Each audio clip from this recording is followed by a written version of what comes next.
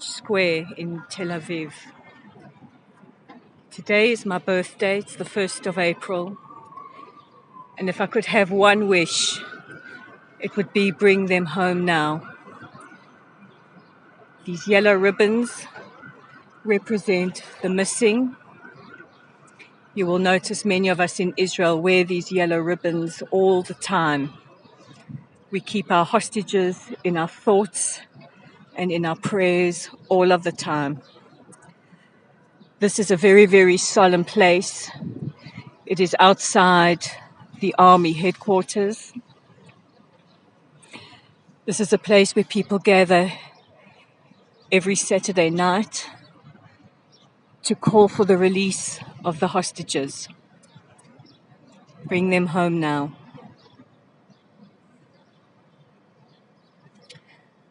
In front of me is a sign that says Mechav Mugan.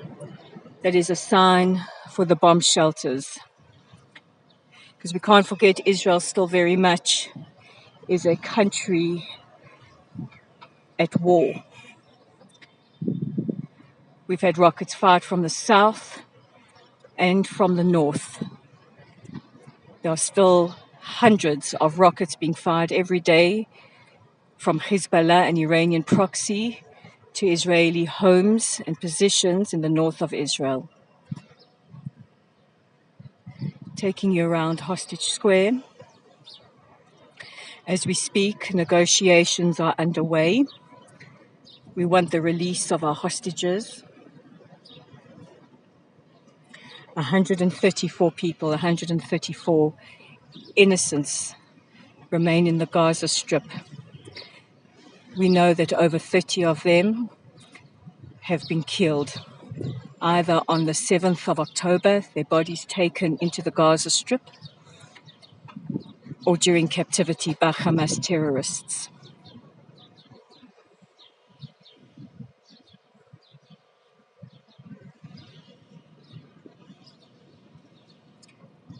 We have had some movement in negotiations, according to the chief of Mossad. One of the real points made is that Hamas want civilians to return to their homes in the north of Gaza. And this is something that we have to show flexibility. Many Israelis feel no matter what, just bring them home now. We cannot imagine the pain of the families as they wait for word of their loved ones. We did have a little spark of light over the weekend. The mother of Naama Levi said that they had a sign of life of her beloved daughter. Somebody had seen her daughter and she was walking and she was talking. But we all know what happened to Naama, taken, pulled by the hair, bleeding from her crotch. This is an installation that an artist has created that simulates a tunnel. I've just walked through, and those couple of meters were absolutely terrifying. I can't even begin to imagine what our hostages must be enduring inside those tunnels without air, food, water, and sunlight.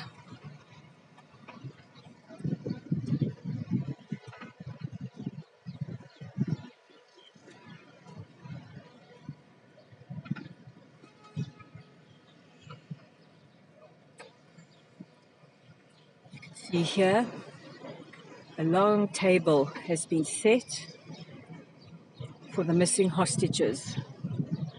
A Shabbat table, a table where you would gather with your families to welcome the beginning of the Sabbath.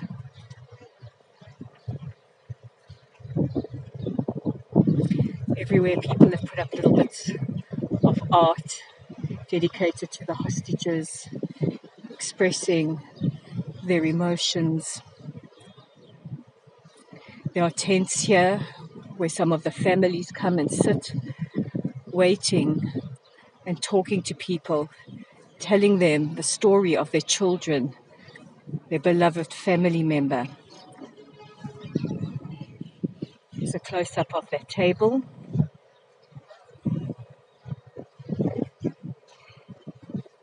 On the plate it's written, Kama tov sheba'at habayta. How good it will be to come home.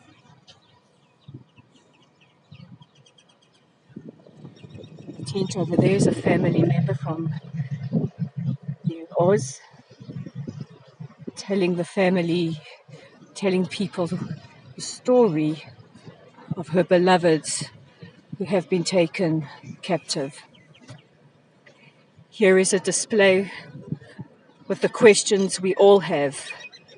Where is the Red Cross? Where is the United Nations? The Red Cross, for the second time in Jewish history, failing us, failing our hostages. UN Women, you've heard me speak a lot about UN Women. Where are you?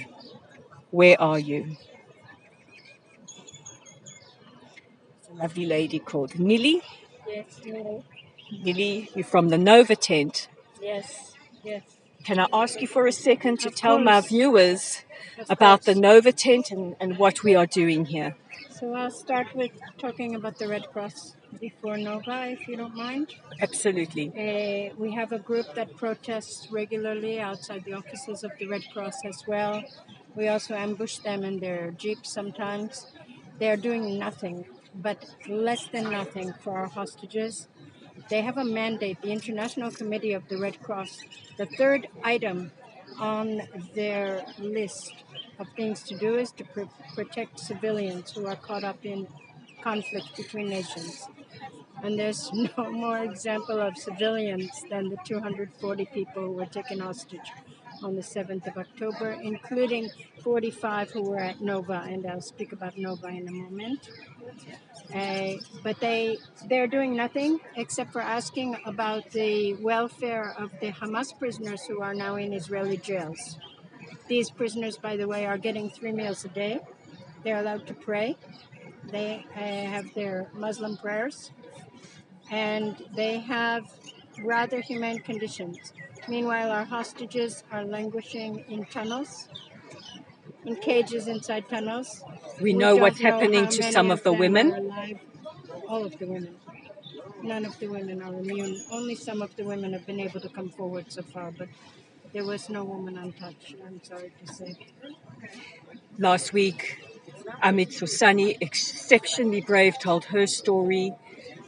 We had Moran Yanai also tell Who her was story. at Nova, by the way. We have had a terrorist on the record saying, I raped a woman. Yes. We know the situation for our women inside the Gaza Strip in captivity. Where is the Red Cross? For the second time in Jewish history, they are failing the Jewish people. Nelly, can we talk a little bit about the Nova tent? Absolutely. Come with me and I'll show you the Nova tent. And we'll talk about it. This display, all of this was created by Nova survivors. This is what they saw. If you remember, the Nova Festival, Festival of Peace, where over 364 people dancing, celebrating life were brutally murdered, many of them tortured, many of the women raped, and many of our hostages taken from this site.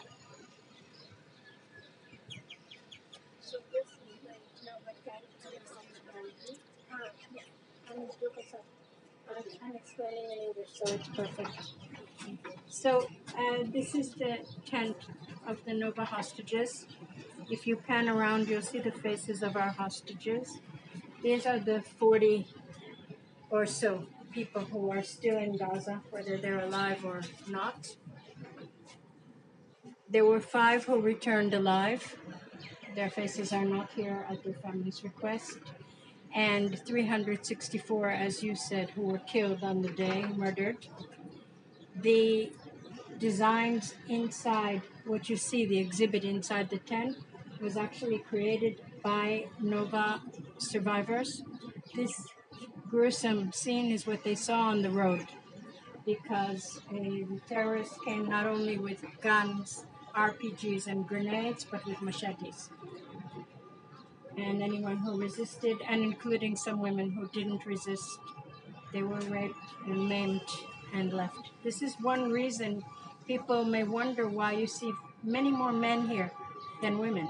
It's not an accident. Most of the women who were attacked did not survive.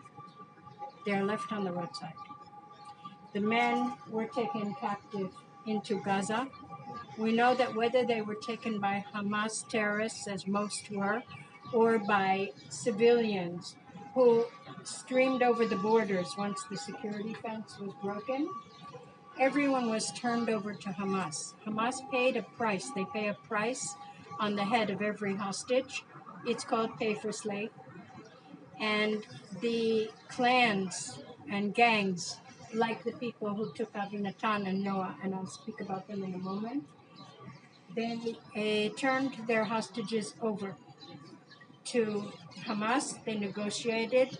The very brave Moran Stelayanai, who you mentioned before, not only was she brave to talk about what happened to her, but she also told us that when they got across the border, she was in some kind of civilian vehicle, and they went straight up to Hamas fighters and started negotiating. Money changed hands, and then she was handed over. So we know that this is what happened to our hostages. And in fact, Hamas said that all of the Israeli men under the age of 40 are considered soldiers. So they took them directly into tunnels with our soldiers who were captured. These are civilians, absolutely civilians. They were in yoga pants, flowered yoga pants, dancing at a rave. And they've been kept in tunnels, some of them in cages in tunnels with our soldiers. Not that they treat the civilians any better, but I want to tell you just the story of a couple of the people here so you can get a feeling of what happened. And it's very hot. If you come inside, please, and get out of the sun, I will feel better. Because in addition to being an explainer, I'm a Jewish mother. Inside, inside. Okay, and drink water, please. So I'm going to start with the story of Elkanah Buchput. He was in charge of the DJs there. In fact, his cousin is the one who erected this tent. Elkanah and his friends had come on duty before dawn.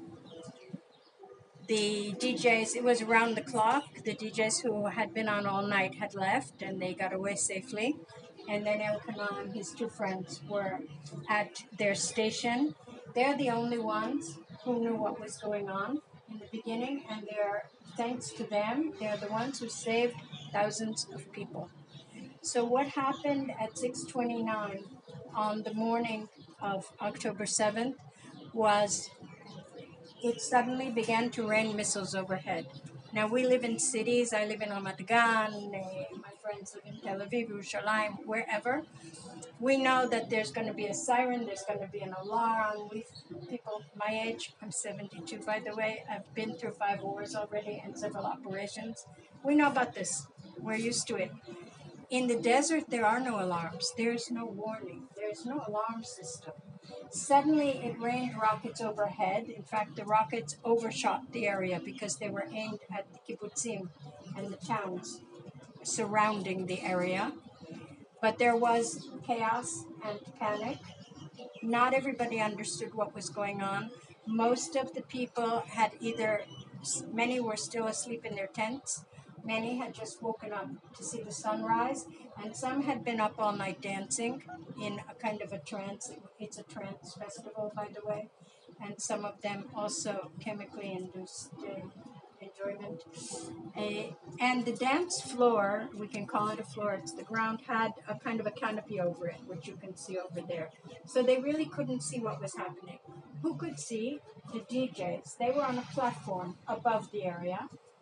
They saw very clearly not only the missiles, but they saw paragliders and terrorists arriving on foot and in pickup trucks. And they knew what was happening. Rather than run away, these very valiant DJs, who are not combat fighters, they're DJs, stayed at their post. They turned the speakers around to face every corner. Usually the speakers are just facing the dance floor. They tried to warn as many people as possible. They cut the music and they screamed into the microphones. All of this is documented, by the way. This is an attack. The festival is over. please run for your lives, look for hiding places, or try to get to the exits.